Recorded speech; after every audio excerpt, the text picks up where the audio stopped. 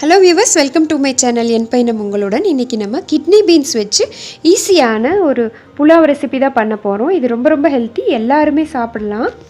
இந்த ரெசிபி பண்ணுறதுக்கு நம்ம இந்த மாதிரி கிட்னி பீன்ஸை ஓவர் நைட் ஊற வச்சு 10லேருந்து 15 விசில் வரை விட்டு எடுத்துக்கணும். நான் அந்த ப்ராசஸ் எடுக்காததுனால இந்த கிளிப்பிங்ஸ் உங்களுக்கு ஆட் பண்ணுறேன். ஓவர் நைட் ஊற வச்சு 10லேருந்து 15 விசில் விட்டு எடுத்துக்கோங்க. வேக வச்சு எடுத்ததும் அந்த தண்ணியை வடித்து வச்சுக்கலாம். குக்கரில் ஒரு 2லேருந்து 3 ஸ்பூன் வெண்ணெய் சேர்த்தி வெண்ணெய் நல்லா உருகட்டும். வெண்ணெய் உருகுனதும் ஒரு பிரிஞ்சி இலை, ஒரே ஒரு ஏலக்காய் சேர்த்துறேன். கூடவே ஒரே ஒரு அன்னாச்சி பூ, 2 மராட்டி முக்கு, ஒரு 2 துண்டு பட்டை, 4 கிராம்பு எல்லாமே சேர்த்தி இந்த எண்ணெயில் நல்லா அது பொரியட்டும். கலந்து விட்டுக்கலாம். ஒரே ஒரு ஸ்பூன் சீரகமும் சேர்த்திக்கலாம். கூட அரை ஸ்பூன் அளவுக்கு மிளகு நல்லா க்ரஷ் பண்ணி விட்டுக்கிறேன். குறுமிளகு சேர்த்திருக்கேன் பொடிச்சு. நீங்கள் பெப்பர் பவுடர் கூட சேர்த்தலாம். 2 பெரிய வெங்காயம் நீளமாக கட் பண்ணி சேர்த்தியாச்சு. கூடவே 3 பச்சை மிளகாய் சேர்த்தியாச்சு. அது கூட பொடி பொடியாக நறுக்கி வச்சுருக்க 4 பல் பூண்டு, சின்ன துண்டு இஞ்சி கட் பண்ணி வச்சுருக்கிறது சேர்த்திருக்கேன். நீங்கள் இஞ்சி பூண்டு விழுது இருந்தால் கூட சேர்த்திக்கலாம். கொஞ்சமாக உப்பு போட்டு நல்லா வணக்கி விட்டுக்கோங்க. கூடவே 2 தக்காளியை விதை எடுத்துகிட்டு சேர்த்திருக்கேன். இதெல்லாம் நல்லா வணங்கட்டும். மூடியை திருப்பி வச்சு அப்படியே 2 நிமிஷம் விட்டுடலாம். குக்கரை சிம்மில் வச்சு மூடி வச்சுடுங்க. திரும்ப மூடியை திருப்பி வச்சு மூடிக்கோங்க, விசில் விடக்கூடாது. கூடவே நான் கேப்சிகம் ஃப்ரை பண்ணுறதுக்கு இன்னொரு சின்ன குக்கரில் 2 ஸ்பூன் எண்ணெய், 1 ஸ்பூன் கடுகு, அரை ஸ்பூன் அளவுக்கு சோம்பு ஆட் பண்ணிக்கிறேன். அது நல்லா பொரிஞ்சதும் அது கூட கட் பண்ணி எடுத்து வச்சுருக்க ஒரே ஒரு பச்சை மிளகாய், ஒரு பெரிய வெங்காயம் நீளமாக நறுக்கி அதையும் சேர்த்து வணக்கி விட்டுக்கலாம். கொஞ்சமாக உப்பு சேர்த்து வணக்கிட்டால் சீக்கிரமாக வணங்கிடும். இந்த கேப்பில் கேப்சிகம் கட் பண்ணி வச்சுக்கலாம். குக்கரை மூடியை இப்படி திருப்பி வச்சு மூடி சிம்மில் வச்சிட்டோம்னா நல்லா வணங்கிடும். விசில் போடாமல் மூடி வைங்க. நல்லா வணங்கியாச்சு, பார்த்தாலே தெரியும். தக்காளி எல்லாமே நல்லா வணங்கி வந்திருக்கு. இது கூட தான் நம்ம மசாலாலாம் சேர்த்திக்க போகிறோம். 1 ஸ்பூன் மஞ்சத்தூள், கூடவே காரத்துக்கு தகுந்த மாதிரி காரம், அதாவது மிளகாய் தூள், கரம் மசாலா எல்லாம் சேர்த்துலாம். நான் அரை ஸ்பூன் கரம் மசாலா, 1.5 ஸ்பூன் அளவுக்கு chilli powder, Kashmiri chilli powder add பண்ணியிருக்கிறேன்.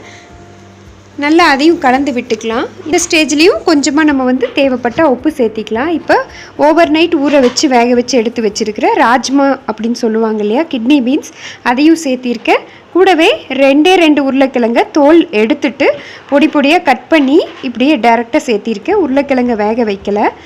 கொஞ்சமாக தண்ணி விட்டு அதை கலந்து விட்டுடலாம். அதுக்குள்ளே பிரியாணி அரிசி, அதாவது பாஸ்மதி ரைஸை நான் ஒரு 15 நிமிஷம் ஊற வச்சுருக்கேன். இதில் 2 டம்ளர் எடுத்து சிம்மில் வச்சதில் இந்த மசாலா பவுடர் எல்லாமே வணங்கி வந்துருச்சு.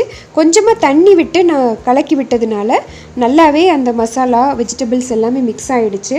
இப்போ 20 நிமிஷம் இல்லை 15 நிமிஷம் ஊற வச்ச பாஸ்மதி ரைஸ் 2 டம்ளர் நான் எடுத்திருக்கேன். அதை இதில் சேர்த்திக்கிறேன்.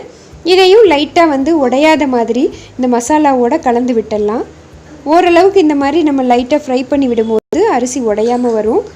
இது கூட தண்ணி நம்ம ஒரு 4 டம்ளர் சேர்த்திக்க போகிறோம். 2 டம்ளர் அரிசிக்கு 4 டம்ளர் தண்ணி.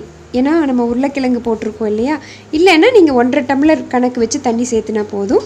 கூடவே உப்பு கொஞ்சம் தூவி விட்டுக்கலாம். நெய் இந்த ஸ்டேஜில் தேவைப்பட்டால் அரை ஸ்பூன் விட்டு கலந்து விட்டுக்கலாம். குக்கரை மூடி வச்சிடலாம். மூடி ஒரு 10 நிமிஷம் இருக்கட்டும். அதுக்குள்ளே நம்ம வெங்காயம் வணங்கியாச்சு. கேப்சிகம் ஃப்ரைக்கு red, green and yellow capsicum 3யுமே விதையெல்லாம் எடுத்துகிட்டு கட் பண்ணி இதில் சேர்த்தி உப்பு, மஞ்சத்தூள், காரத்துக்கு தகுந்த மாதிரி மிளகாய்த்தூள் சேர்த்தி நல்லா கலந்து விட்டுட்டு அப்படியே லைட்டாக தண்ணி தெளித்து நம்ம மூடி வைக்கணும். தண்ணி நிறைய ஊற்றிடக்கூடாது, ஏன்னா கேப்சிகம்லேயே நிறைய தண்ணி விடும். அதனால் லைட்டாக ஒரு 3 ஸ்பூன் அளவுக்கு தண்ணி தெளித்து மூடி வச்சிடலாம். இப்போது நம்ம ரெடி பண்ணி வச்சுருக்க அந்த பிரியாணி ரைஸ், வாட்டர், இந்த மசாலா எல்லாமே மிக்ஸ் ஆகிடுச்சு. நல்லா கலந்து தண்ணி அதோட அரிசியோடு கலந்து வரும்போது குக்கரை மூடி விசில் போட்டுக்கலாம். சிம்மில் வச்சு ஒரே ஒரு விசில் விட்டாலும் சரி, மீடியம் ஃப்ளேமில் வச்சு 2 விசில் விட்டாலும் சரி. இப்போ கேப்சிகம் ஃப்ரை நான் ஒரே ஒரு விசில் விட்டு எடுத்திருக்கேன், குழந்தை சாப்பிடணுங்கிறதுனால. நீங்கள் விசில் விடாமல் ஒரு 3 நிமிஷத்தில் கூட அடுப்பை ஆஃப் பண்ணிடலாம். இப்போ லைட்டாக வாட்டரியாக இருக்கனால திரும்ப அடுப்பில் வச்சு ஒரு 2 நிமிஷம் விட்டு நான் எடுத்துக்க போகிறேன். அப்போ ரொம்ப டேஸ்ட்டாக இருக்கும். அவ்வளோதான், கலந்து விட்டு இறக்கியாச்சு. அடுத்த பாத்திரத்துக்கு மாற்றி வச்சுக்கலாம். அதுக்குள்ளே நம்ம பிரியாணியும் ரெடி ஆகிடும். ஏற்கனவே நம்ம வந்து ராஜ்மாவை வேக வச்சுருக்கிறதுனால பிரியாணி ரைஸில் சீக்கிரமாக அது வந்து குக் ஆகிடும், பிரச்சனை இல்லை. பாருங்கள், இப்போ குக்கரை வந்து ஓப்பன் பண்ணி பார்த்தா நான் வந்து ஒரு ரெண்டு விசில் விட்டேன். தேவைப்பட்டால் நீங்கள் வந்து சிம்மில் வச்சு 5 நிமிஷம் வச்சு கூட ஆஃப் பண்ணிக்கலாம். உதிரியாக நல்லா குழையாமல் மசாலாவோட அரிசியும் வந்து ரொம்பவே வறண்டு இல்லாத மாதிரி மிக்ஸ் ஆகி குக் ஆகி நல்லாவே ரெடி ஆகிடுச்சு. இப்போ சைட்லேருந்து அப்படியே கலந்து விட்டு அந்த அரிசி மசாலா வெஜிடபிள் எல்லாமே மிக்ஸ் ஆகிற மாதிரி கலந்து விட்டுக்கிறேன். ராஜ்மா வந்து கிட்னி ஷேப்பில் இருக்கும், அதனால் கிட்னி பீன்ஸ்னு சொல்கிறோம். கிட்னிக்கு ரொம்பவே நல்ல உணவு தான். ரொம்ப சிம்பிளாக இருந்தாலும் இந்த ஹெல்த்தியான கிட்னி பீன்ஸ் ரெசிப்பியை நீங்கள் அடிக்கடி உணவில் சேர்த்திக்கோங்க, உடம்புக்கு ரொம்பவே நல்லது. கேப்சிகமும் ஆன்டி ஆக்சிடென்ட்ஸ் அதிகமாக இருக்கனால நிச்சயமாக சேர்த்திக்கோங்க. ரொம்ப சிம்பிளான ஈஸியான ரெசிப்பியாக இருந்தாலும் இந்த கிட்னி பீன்ஸை அடிக்கடி சேர்த்திக்கோங்க.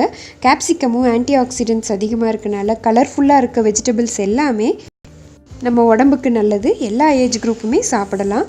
நிச்சயமாக இதை ட்ரை பண்ணுங்கள். உங்கள் சஜஷன்ஸை ஷேர் பண்ணுங்கள். தேங்க்யூ ஸோ மச் ஃபார் வாட்சிங்.